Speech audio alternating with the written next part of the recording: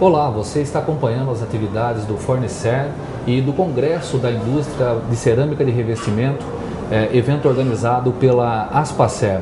E nós estamos recebendo a professora Marta Dischinger, da Universidade Federal de Santa Catarina, professora que é do Departamento de Arquitetura da universidade, mas que desenvolve um trabalho com a A2D, que é um laboratório de desenvolvimento de design cerâmico.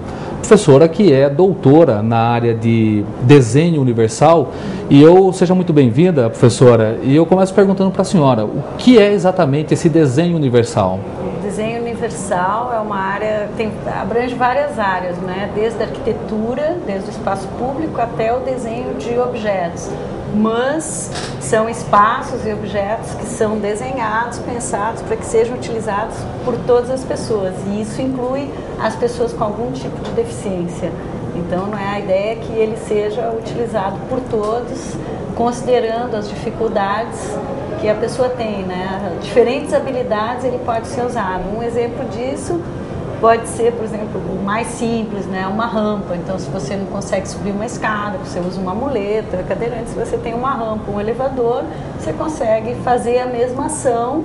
Então, o ambiente não é impeditivo em relação, digamos, às habilidades que as pessoas têm, né? Então, essa área se chama desenho universal.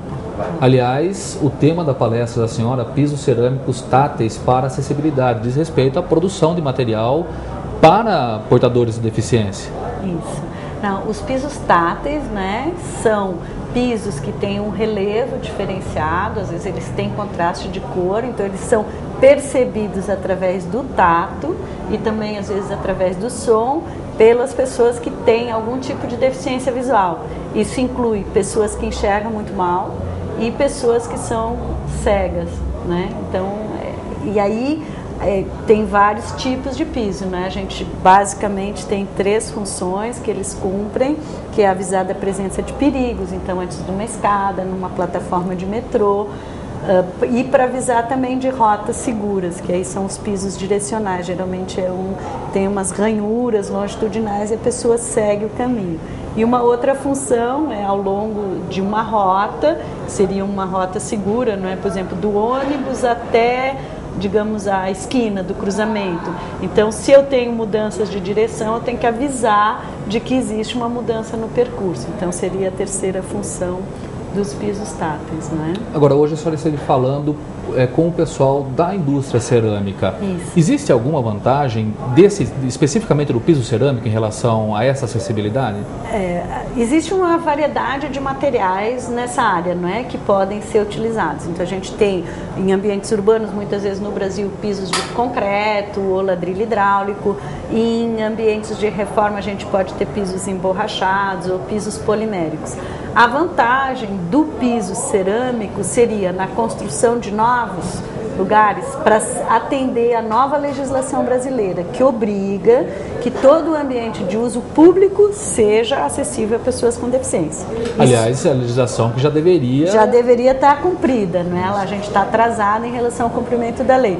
A vantagem do piso cerâmico para a construção de novos espaços é porque, como o material cerâmico, em relação, por exemplo, ao concreto e ao ladrilho hidráulico, ele é um material que tem uma performance muito melhor, ele é mais durável e ele mantém as características físicas dele, e a gente consegue uma definição melhor desse relevo. Faz muita diferença na possibilidade da pessoa identificar o relevo, que é como o cego vai identificar principalmente, e também do conforto.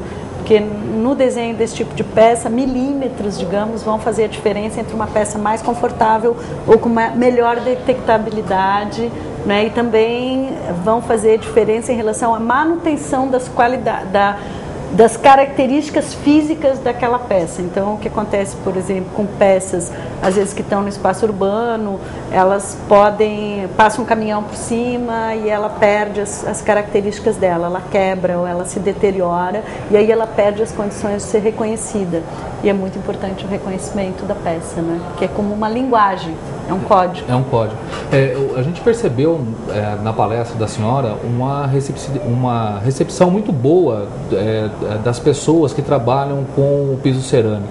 A senhora tem sentido isso também? Há um interesse mesmo da indústria nesse tipo de produto? Eu acho que em todo o Brasil há um interesse muito grande em todas as questões relativas à acessibilidade, à inserção das pessoas com deficiência na sociedade. Né? E a possibilidade da pessoa poder chegar nos lugares, ela poder transitar, ela poder se deslocar é extremamente importante. Então, para as pessoas com deficiência visual, é uma necessidade real.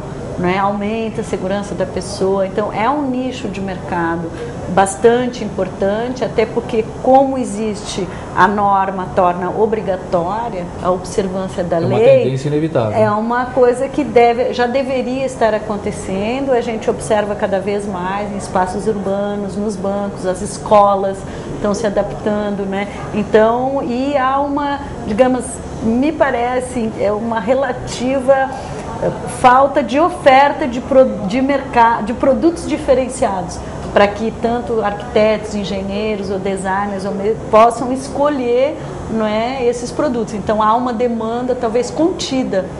Eu acho que a tendência é essa demanda aumentar bastante, né? Então, um espaço a ser explorado, isso, então. Eu penso que sim.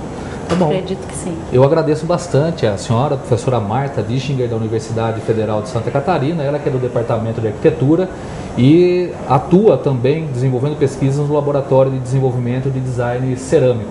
E você continua acompanhando as atividades do Fornecer e do Congresso da Indústria Cerâmica para Revestimento.